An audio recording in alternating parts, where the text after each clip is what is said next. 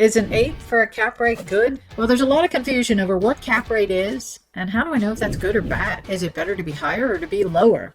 Let's solve the mysteries of cap rates today. Cap rates are used a lot in the campground world and real estate for that matter. They talk about how much money you'll get in return for your investment. So it's a calculation of a return on investment type function, but in a little different way. First, let's define what a cap rate is. A cap rate is taking the net operating income that's provided by the property for a year and dividing it by its sales price. That is going to give you a percentage. So let's go some easy math here. $100,000 in net operating income. So that means taking the income of the campground less all of the expenses.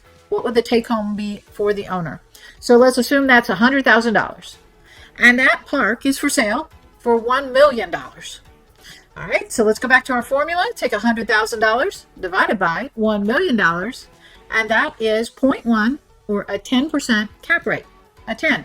So 10 is good, really good. It used to be our marketplace. We saw 8.5 to about 11, 11 and a half maybe were the norms.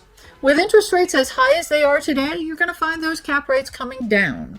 Down is worse, up is better. Now, for example, though, in a real estate market, a 6%, 7%, 8% are pretty darn good. Campgrounds provide a higher cap rate because most of the cases we are deducting out expenses for the campground owner's personal residence. So they generally give a higher rate and they're also more profitable than a typical rental property too. You've got basically an operating business versus a passive activity. So they should generate more income. So when looking at cap rates, you're going to look at that terminology to determine either buys or sells and use it as a measuring tool. Now, is a cap rate the end all be all? To some people, maybe, but it shouldn't be. There are a lot of other factors that go into that consideration based on opportunities, potential, what's going on in the campground, because as a new campground owner, you're going to come in and change what's happening most likely. Usually you've got a whole different spin on what's going on, and you're not just walking in and assuming you're going to keep that same exact business model forever.